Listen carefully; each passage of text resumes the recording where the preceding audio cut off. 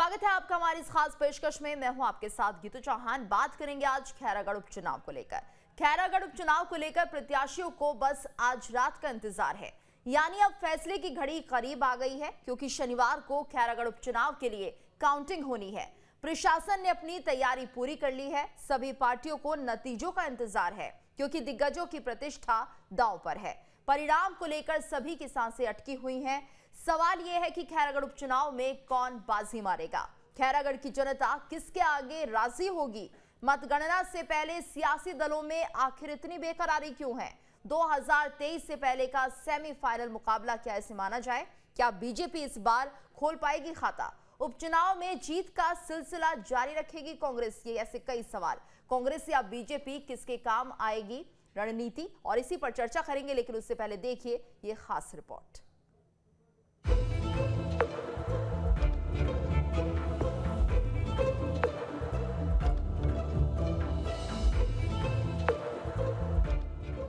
खैरागढ़ उपचुनाव में इंतजार की घड़ी खत्म हो चुकी है। अब इम्तिहान का समय आ चुका है। सभी पार्टियों की प्रतिष्ठा दांव पर लगी हुई है। ईवीएम में कैद उम्मीदवारों की किस्मत का पिटारा कल यानी 16 अप्रैल को खुल जाएगा। इसके लिए अधिकारियों ने भी पूरी तैयारी कर ली है। मतगणना का काम प्रातः 8 बजे से आरंभ होगा। सबसे पहले पोस्टल बैलेट जो है उनकी गणना की जाएगी। तत्पश्चात ईवीएम से गणना का काम आरंभ किया जाएगा। इस मतगणना की पूरी प्रक्रिया के लिए भारत निर्वाचन आयोग के निर्देशानुसार सारी तैयारी कर ली गई है। बीजेपी, कांग्रेस समेत सभी दलों के प्रत्याशी अपनी अपनी जीत का दावा कर रहे हैं, लेकिन जनता ने किस पर भरोसा जताया, ये फैसला मतगणना के बाद ही साफ हो पाएगा। उपचुनाव में 10 उम्मीदवार चुनाव मैदान में हैं। हालांकि मुख्य मुकाबला बीजेपी और कांग्रेस के बीच है। इस चुनाव में बीजेपी की प्रतिष्ठा दांव पर लगी हुई है, क्योंकि साल 2008 के बाद इस सीट पर जीत हासिल नहीं कर पाई। अब आपको बताते हैं कि खैरागढ़ का सियासी इतिहास क्या रहा है। तो आंकड़े बताते हैं कि साल 2003 में खैरागढ़ की सीट पर कांग्रेस का कब्जा रहा। साल 2008 में बीजेपी ने इस सीट पर जीत हासिल की। 2013 में कांग्रेस का इस सीट पर कब्जा हुआ। साल 2018 में जेसीसीजे की जीत हुई थी। इस बार हुए उपचुनाव में वोटिंग प्रतिशत की बात करें, इस बार कुल 78% वोटिंग हुई, जो पिछले विधानसभा चुनाव की अपेक्षा में 7% कम है। पिछली बार 2018 के विधानसभा चुनाव में 84.59% वोटिंग हुई थी। खैरागढ़ उपचुनाव में सीएम भूपेश बघेल और पूर्व सीएम डॉक्टर रमन सिंह की प्रतिष्ठा दांव पर लगी है। 2023 के विधानसभा चुनाव से पहले सियासी दलों के लिए खैरागढ़ का दंगल सेमीफाइनल मुकाबले से कम नहीं है, क्योंकि यहीं से छत्तीसगढ़ में जीत की शुरुआत होने और आगामी विधानसभा में सत्ता परिवर्तन की बात कही जा रही है। छत्तीसगढ़ में इससे पहले हुए 3 उपचुनाव की बात करें तो दंतेवाड़ा, चित्रकोट और मरवाही में उपचुनाव हुए। कांग्रेस ने तीनों सीटों में जीत हासिल की थी। वर्तमान में कांग्रेस के 70 विधायक हैं। खैरागढ़ जीतने के बाद कांग्रेस विधायकों की संख्या 71 हो जाएगी। वर्तमान में बीजेपी के 14 विधायक हैं। खैरागढ़ जीतने के बाद बीजेपी विधायकों की संख्या 15 हो जाएगी। तो आंकड़ों और समीकरणों से साफ है कि खैरागढ़ सिर्फ एक सीट नहीं, बल्कि 2023 के चुनाव से पहले सियासी दलों के लिए एक जमीन भी है, जिस पर पैर जमाकर पार्टियां चुनावी नैया पार करेंगी। Team news state. और इस वक्त हमारे साथ मेहमानों का खास पैनल जुड़ चुका है। हमारे साथ बाबूलाल शर्मा, वरिष्ठ पत्रकार, जुड़े हुए हैं। अमित चिन्मानी, नेता बीजेपी के, और इसके साथ साथ कांग्रेस प्रवक्ता नितिन भंसाली हमारे साथ लगातार बने हुए हैं। आप सभी का बहुत बहुत स्वागत है। तो जिस तरह से अब कल 16 तारीख आ चुकी है और ऐसे में कहीं ना कहीं इंतजार की घड़ियां अब ज्यादा नहीं बची हैं और सभी को इंतजार है कि खैरागढ़ में आखिर किसकी जीत होने वाली है। तो नितिन भंसाली जी, आपका ही रुख करना चाहूंगी, कितना इंतजार है आपको 16 तारीख का? जी इंतजार क्या, मैं तो दावा ही कर रहा हूँ। नतीजों के पूर्व संध्या पर मैं खैरागढ़ के मतदाताओं को और राजनांदगांव जिले के और खैरागढ़ के हमारे विधानसभा क्षेत्र के कार्यकर्ताओं को सभी को कांग्रेचुलेशन एडवांस में कह रहा हूँ। हम प्रचंड बहुमतों से चुनाव जीत रहे, 30,000 से ऊपर वोटों से चुनाव जीत रहे, ये तक कह दूं कि मैं आपको। हम हमारे काम को लेकर आम जनता के बीच गए थे। हम हमारे कामों को 3.25 साल के जन कल्याणकारी कामों को लेकर हमने आशीर्वाद मांगा था। कांग्रेस ने जिस प्रकार पुराने इसके पहले राज्य में सरकार बनने के बाद जितने उपचुनाव हुए, तीनों विधानसभा के उपचुनाव जीते थे, ये चुनाव जीतकर हम जीत का चौका लगाएंगे, ये तय है। कल ईवीएम खुलेगा और कांग्रेस जीतेगी। आज हमारे 70 है, तो पूरी तरह से आश्वस्त हैं आप नितिन जी, विधायक पूरी तरह से आश्वस्त हैं। अमित जी, आप कितने श्योर हैं, क्योंकि पहले जो 3 उपचुनाव हुए हैं उसमें तो बीजेपी जीत दर्ज नहीं कर पाई, कल के लिए कितना भरोसा आपको? देखिए, भरोसा हर पार्टी को होता है जो चुनाव लड़ती है, और इस बार भारतीय जनता पार्टी के कार्यकर्ताओं ने परिश्रम की पराकाष्ठा की है और बहुत अच्छा जनता का समर्थन भी मिला। बल्कि नितिन जी जो बात कर रहे थे कि हमने अपने चुनाव में कामों के आधार पर लड़ा है, तो एक भी ऐसा काम तो उन्होंने गिनाया नहीं प्रचार के दौरान। उन्होंने तो पुरानी घोषणाओं का जिक्र भी नहीं किया, बल्कि चुनाव के एंड तक पहले नई घोषणाएं कर दी। तो इससे ये साबित हो गया कि ये तो चुनाव हार चुके हैं, क्योंकि जो पार्टी अपने काम के दम पे वोट नहीं मांग सकती जनता से, वो क्या जीतेगी और उसका जीतना क्या मायने रखता है। जिले की घोषणा करना, शराब और साड़ियां हमने लगातार पकड़ी, हर 3 किलोमीटर में मुख्यमंत्री ने सभाएं की, 70 विधायक 200 पूर्व विधायक लगे रहे। चुनाव के एक दिन पहले कुमार विश्वास का इन लोगों ने वहां पर शो कराया, और सबसे बड़ी बात, जो लोग भगवान राम का विरोध करते थे, उनको काल्पनिक बताते थे, उन्होंने भगवान राम की फोटो के साथ अपनी फोटो लगा दी और समुदाय विशेष के लोगों को वहां पर कोई जिम्मेदारी नहीं दी गई। तो भाजपा तो वहां पर जीत चुकी है। जिस प्रकार से कांग्रेस दहशत में रही चुनाव लड़ने के दौरान, तो ये भाजपा की जीत है। और कल भी अमित जी ऐसा तो नहीं है, रणनीति में जो बदलाव किया कांग्रेस ने, कहीं उसका असर एक बार फिर से कल देखने को मिलेगा? आपके पास एक बार फिर से लौटेंगे। बाबूलाल जी, आप क्या मानते हैं, क्या जिस तरह से लगातार ये बातें कही जा रही है कि 2023 का सेमीफाइनल इसे माना जाए, या एक जमीन तैयार करते हुए कल के जो नतीजे आएंगे वो दिखाई देंगे, आप क्या मानते हैं? देखिए, सेमीफाइनल तो ये उस वक्त होगा जब भारतीय जनता पार्टी के पक्ष में ये मतदान हुआ होगा। क्योंकि अगर भारतीय जनता पार्टी जीतती है तो निश्चित रूप से 2023 की जो है वो भूमिका तैयार होगी कि हम किस तरह से जो है इसका परिणाम के सहारे इसकी रची जाएगी भूमिका। और अगर ये कहें कि भाई भाजपा के पास क्या है, भाजपा के पास खोने के लिए कुछ भी नहीं हुआ, लगातार जो है वो वहां नहीं रही है। बहुत पहले कोमल जंगल जी विधायक रहे हैं, उसके बाद बहुत से चुनाव में हार हुई है। हालांकि पिछली बार 870 वोटों से ही कोमल जंगल हारे थे, इसमें कोई दो राय नहीं। लेकिन जो वर्तमान परिस्थिति है वो ये है, जो मैंने कई लोगों से पूछा, बात किया, वहां मेरे संपर्क सूत्रों से चर्चा की, तो एक ही बात वहां चली कि इन्होंने जो भूपेश बघेल ने जो अंतिम में एक बात कह दी कि जिला हम बना देंगे, उस पर विचार लोगों के ये हो गए कि 1.5 साल के लिए हम विधायक बना रहे हैं, क्यों न इसमें हम जिला बनाने का लाभ ले लें और आम चुनाव में देखा जाएगा। क्योंकि विक्रांत सिंह एक ऐसा कैंडिडेट थे भारतीय जनता पार्टी के पास जिन्होंने टिकट भी मांगी थी, लेकिन टिकट उन्होंने किन्हीं कारणों से नहीं दी गई, कोमल जंगल को अपनाया गया। तो निश्चित रूप से मुझे लगता है कि विक्रांत सिंह को जो नाराजगी होगी उसका भी कुछ थोड़ा प्रभाव भाजपा के खिलाफ हो सकता है। और तीसरी चीज ये है कि जितनी जरूरत नहीं थी उससे ज्यादा ताकत जो है दोनों पार्टियों ने झोंकी है उपचुनाव में। सारे के सारे विधायक लगभग जो है वहां जाके आ गए, मंत्री वहां थे, मोहन मरकाम लगातार वहां पड़े रहे जी। भूपेश बघेल ने बार बार कैंप की, थोड़ी थोड़ी दूरियों में जो है उन्होंने सभाएं की, जो पूरा फोर्स जो है वो पूरा लग गया। फिर उपचुनाव में इन जनरल क्या होता है कि उपचुनाव की जीत जो है वो सरकार के पक्ष में ही जाती है। तो पूरी ताकत, जो सारे चुनावी धर्म होते हैं जिनको आजकल हम धर्म कहने लगे हैं, जितने प्रबंधन के काम होते हैं, जितने लोगों को रिझाने के काम होते हैं, सब दोनों पार्टियों ने की। तो निश्चित रूप से सरकार में कांग्रेस है तो उन्होंने ज्यादा किया होगा। तो प्रभावित कौन हुआ, प्रभावित कैसे हुआ, ये देखने वाली बात होगी। लेकिन निश्चित रूप से जो है जिला बनाने की जो बात है वो एक ब्रह्मास्त्र के रूप में वहां चली है। लोगों में विचार आया है कि इस बार जो है जिला बनवा ले, अगली बार देखा जाएगा। बिल्कुल। नितिन जी, तो जिस तरह से लगातार कांग्रेस ये दावा कर रही थी कि कहीं ना कहीं जो जनता है वो बहुत खुश है, तो ऐसे में ये सारी बातें करने की जरूरत क्या रही थी कांग्रेस को कि जिला बनाएंगे, इसके साथ साथ खूब सभाएं की गई हैं, क्योंकि चलिए बीजेपी तो सत्ता में नहीं है, उन्होंने अपना प्रचार किया जमकर, लेकिन कांग्रेस को ऐसी क्या इनसिक्योरिटी थी?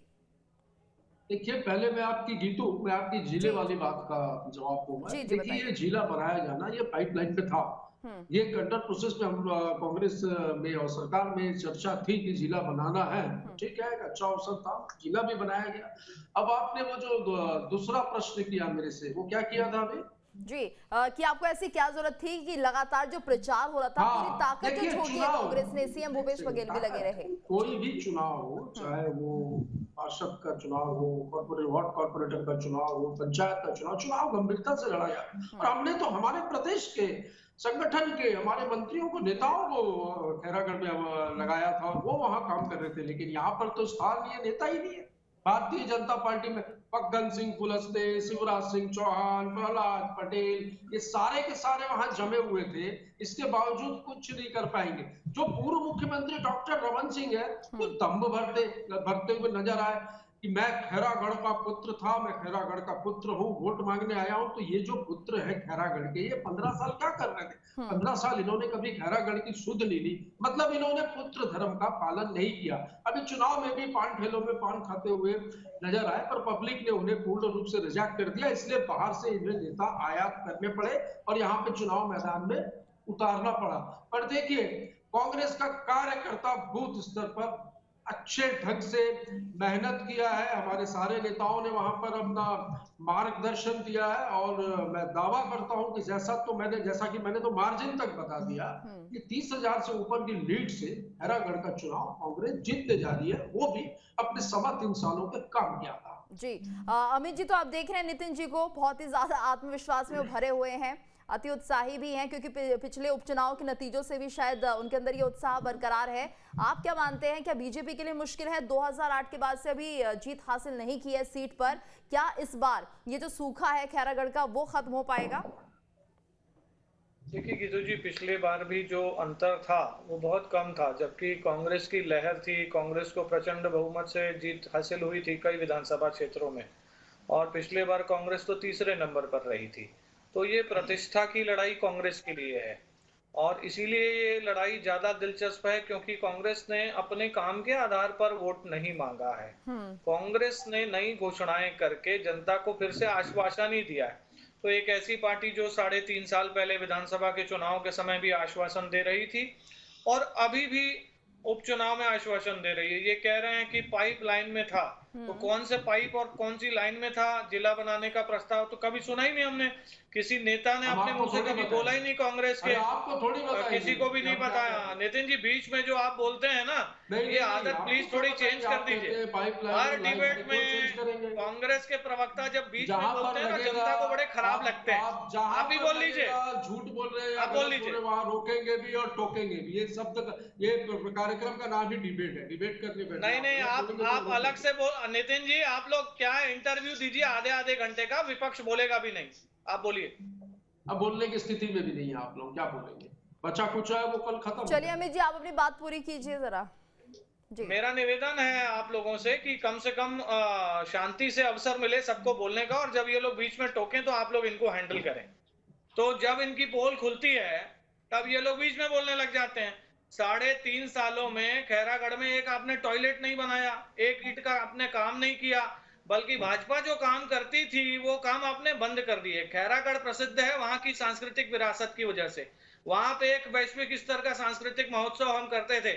ये लोग शासन में आए और वो महोत्सव बंद हो गया। खैरागढ़ में कुछ नहीं किया 15 साल में, कहते हैं। खैरागढ़ को नगर पालिका हमने बनाया, कृषि महाविद्यालय हमने वहां स्थापित किया, रजिस्ट्री कार्यालय हमने बनाया, पीजी कॉलेज वहां हमने बनाया, वहां पे एसडीओपी कार्यालय हमने बनाया। जिन सड़कों में कांग्रेस के नेता कारों में घूम रहे थे वो सड़कें हमने बनाई। आपने 3.5 साल में एक काम भी किया होता तो आप बताते।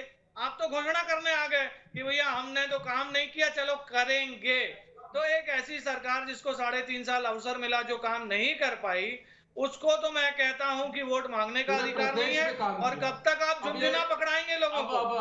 कब तक झुंझुना पकड़ाएंगे? एंकर आपको बोलेगी तब बोलिएगा नितिन जी। जीतू जी नितिन जी आप तब बोले जब एंकर आपको कहे। अमित जी आपने कई सवाल पूछे हैं। अमित जी आपने कई सवाल पूछे हैं नितिन भंसाली से, जरा उनको जवाब देने दीजिए। बिल्कुल काम हुआ है जी अमित जी आपने जो सवाल पूछे हैं नितिन जी, कभी सोचा नितिन जी पुत्र खैरागढ़ के जी सवालों के जवाब दीजिए। अमित जी लगातार आपसे सवाल पूछ रहे हैं और आरोप भी लगा रहे हैं। संस्कृति की बात करते हैं जीतू, ये संस्कृति की बात करते हैं कि हमने संस्कृति को सहेजने का काम किया। ये करीना कपूर को बुलाकर एक मिनट के सलमान खान और करीना कपूर को बुलाकर राज्योत्सव में करोड़ों रुपए दिया उनको, ये संस्कृति का काम किया उन्होंने। और आज देखिए छत्तीसगढ़ के कल्चर की चर्चा छत्तीसगढ़ में नहीं पूरे देश में हो रही है। प्रश्न खैरागढ़ का पूछा है और उत्तर राज्योत्सव का दे रहे हो। प्रश्न क्या पूछा? बाहर नहीं है। प्रश्न क्या पूछा? खैरागढ़ का सांस्कृतिक महोत्सव क्यों बंद किए? खैरागढ़ छत्तीसगढ़ में ही है ना? सांस्कृतिक महोत्सव क्यों बंद किए? अच्छे आयोजन क्यों बंद किए ये बताओ ना। अच्छे आयोजन 2 वर्ष 3.5 साल में क्या काम किए वहाँ ये बताओ। इस विषय में मत बोलिए, ये बार 3.5 साल में चलिए अमित जी 3.5 साल में क्या काम किया ये तो जनता अब कल फैसला दे ही देगी। जनता फैसला सुनाएगी अपना कल कि इन्होंने क्या काम किया क्या नहीं। बाबूलाल जी आपसे हम ये समझना चाहेंगे, इस बार जो वोटिंग हुई है वो पहले के मुकाबले कम हुई है, 7% कम हुई है, तो इसके क्या मायने निकाले जाए? किसके पक्ष में आपको चुनाव जाता हुआ दिख रहा है? देखिए इसके मायने निकालने से बेहतर ये है कि ये समझा जाए कि जो गर्मी की स्थिति थी उसका भी प्रभाव पड़ा है। और बहुत से लोग इस दौर में जो है बाहर काम करने जाते हैं, वो भी कारण हो सकता है। मैं आपको एक दूसरी चीज कहना चाहता हूँ कि भारतीय जनता पार्टी के डॉक्टर रमन सिंह जो मेरी नजर में सबसे बड़े नेता हैं प्रदेश के सबसे बड़े नेता हैं, उन्होंने एक बात कही पत्रकारों की चर्चा में कि भगवान हमारे साथ है, कार्यकर्ताओं ने मेहनत की है, परिणाम हमारे पक्ष में आएंगे। वो भी कॉन्फिडेंट नहीं दिख रहे हैं। ये एक बहुत बड़ी बात है। मतलब भारतीय जनता पार्टी को भगवान का भरोसा और कार्यकर्ता का भरोसा। निश्चित रूप से मैं भी मानता हूँ कार्यकर्ताओं ने जबरदस्त मेहनत की है, भारतीय जनता पार्टी के नेताओं ने भी जबरदस्त मेहनत की है, और कांग्रेस की कार्यकर्ताओं ने भी कम मेहनत नहीं की है, और मेहनत उनकी भी काम आई है। सवाल वो नहीं है, सवाल ये है कि आपने सब कुछ करने के बाद भी जो है कोई जिला बनाने का काट नहीं दिया, कहीं ऐसा नहीं कर पाए। ये झूठ बोल रहे हैं और भूपेश बघेल पर भरोसा नहीं करना चाहिए, ऐसा आप स्थापित नहीं कर पाए। दिक्कत सिर्फ वही है। और वो जो बात है जिला बनाने की, वो काम कर गई है, लोगों के दिमाग में वो रही है, चर्चा में रही है। जब वोट देने गए तब भी उसके दिमाग में यही रहा होगा कि 1.5 साल बचे हुए हैं, 1.5 साल के विधायक के लिए हम अगर जिला ले ले तो क्या बुरी बात है। तो निश्चित रूप से जो है मैं बार बार कह रहा हूँ, वहाँ की स्थिति के आधार पे कह रहा हूँ। मुझे ये मालूम है कई बार ऐसी बात जब कहते हैं हम पत्रकार लोग तो ये कह दिया जाता है कि ये भाजपा के खिलाफ है या कांग्रेस के पक्ष में है। ऐसा कुछ नहीं है। वहाँ की जो वर्तमान स्थिति देखी है, समझी है हमने, उसके आधार पर हम बोल रहे हैं कि वो जो ब्रह्मास्त्र इन्होंने चलाया भूपेश बघेल ने, वो काम कर रहा है, लोगों के दिमाग में है। मुझे लगता है परिणाम उसके पक्ष में जाने की स्थिति बन रही है। और कल 12-1 बजे तक के जो है रुझान समझ में आ जाएंगे, साफ साफ समझ में आ जाएगा। बिल्कुल ये चीजें समझ में आ जाएगी 1 बजे तक कि आखिर जनता किसको स्वीकार कर रही है, किसको नकार रही है। अमित जी तो हम जिस तरह से हालात देख रहे हैं, कहीं ना कहीं छत्तीसगढ़ में इस वक्त बीजेपी को बहुत ज्यादा मेहनत करनी पड़ रही है। आगे कुछ रणनीति में बदलाव होगा या नहीं, क्योंकि हम लगातार ये देख रहे थे, कांग्रेस ये भी आरोप लगा रही थी कि बाहरी लोगों को अंदर लेकर आए हैं प्रचार करने के लिए। क्या जो छत्तीसगढ़ के नेता है वो इस काबिल नहीं है प्रचार कर सके, या लोगों के बीच उनकी इतनी पैठ नहीं है? देखिए छत्तीसगढ़ के सारे नेता वहां प्रचार में थे। जिनकी बात कांग्रेस के साथी प्रवक्ता ने की, वो तो एक सभा लेकर के चले गए। चुनाव प्रचार तो कई दिन चला, तो वहां पे स्थानीय नेता ही थे, छत्तीसगढ़ के कार्यकर्ता ही थे जो काम कर रहे थे। और जब भी चुनाव होता है, भारतीय जनता पार्टी बहुत परिश्रम करती है, ये इसका इतिहास गवाह है। आगे भी जो चुनाव होगा उसमें परिश्रम किया जाएगा। सैद्धांतिक तौर पर जीतू जी, ये चुनाव जो है वो कांग्रेस हार चुकी है, क्योंकि ये अपने विकास के काम नहीं गिना पाई। जी, लेकिन कांग्रेस तो पूरे उत्साह में है। इसके साथ साथ कहीं ना कहीं आत्मविश्वास जो उनका चरम पर है कि वो जीतेंगे, जीत दर्ज करेंगे। लोग भी उन्हें स्वीकार कर रहे हैं। नितिन जी देखिए, विश्वास और उत्साह तो सभी में होता है।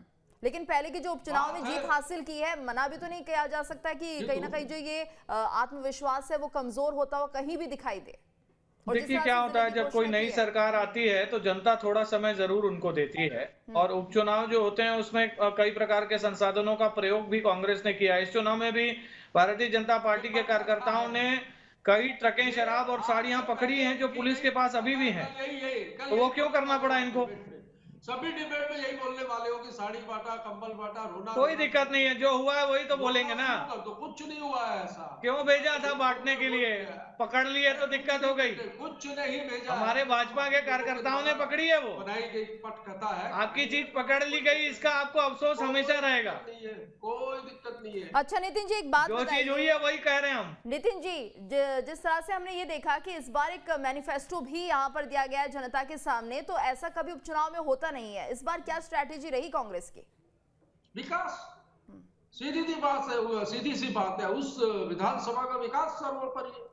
बिल्कुल, इसमें कोई ऐसा चुनाव आयोग का ऐसा कोई रूल नहीं है कि आप उसमें मैनिफेस्टो जारी नहीं कर सकते, सब कुछ नियमता हुआ है। और बिल्कुल खैरागढ़ को अगर जिला बनाना है तो जिला बनाकर उसे मजबूत करना है, सुदृढ़ करना है, वहां पर लोगों की समस्याओं 3.5 साल में क्यों नहीं बनाया? अरे 3.5 साल में चहुमुखी विकास हुआ है, जिला क्यों नहीं बनाए? विकास हुआ है भाई, फिर क्यों इसमें बार बार ये 3.5 साल में आ रहे हो आप? बात है विश्वास की, छत्तीसगढ़ के स्वाभिमान की। छत्तीसगढ़ का स्वाभिमान जो है भूपेश बघेल जी की सरकार में जीवित है, जो कि इनके राज में भर चुका था। 15 वर्षों में 15 सीटों में सिमटे, बाद में 14 हो गए, 14 ही रहेंगे। कल नतीजे आने के बाद हम जरूर 70 से 71 होंगे विधानसभा में। बाबूलाल जी, तो जिस तरह से आप देख रहे हैं कि लगातार ये उत्साह बरकरार है नितिन जी का, और उम्मीद भी ज्यादातर ऐसी दिख रही है, क्योंकि जो इन्होंने ये जिला बनाने की बात कही है और उस पक्ष में चुनाव जाता हुआ दिख भी रहा है। हालांकि अभी पता नहीं है कि जनता किसके पक्ष में फैसला सुनाएगी, देखना होगा। लेकिन अगर कांग्रेस ये सीट भी जीत जाती है तो आने वाले दिनों में किस तरह से आप आकलन करते हैं, क्या कुछ राजनीति रहेगी छत्तीसगढ़ की? देखिए, जीत जाती है तो निश्चित रूप से कहेगी कि हमारे जो काम है 3.5 साल के, उसको लोगों ने मतदान में स्पष्ट कर दिया कि हमारे काम उनको पसंद है। एक चीज समझ लीजिए इसमें कि वहां की जनता, मैं फिर बार बार कह रहा हूँ कि भारतीय जनता पार्टी को नकारने के लिए मतदान नहीं हुआ है वहां। ऐसा कुछ नहीं कहा जा सकता कि भारतीय जनता पार्टी को लोगों ने नकार दिया हो, लेकिन ये दरअसल जो है जिला बनाने के लिए फोकस हो गया और जिला बनाने की सोच से मतदान हुआ, ये समझ में आया वहां की बात से।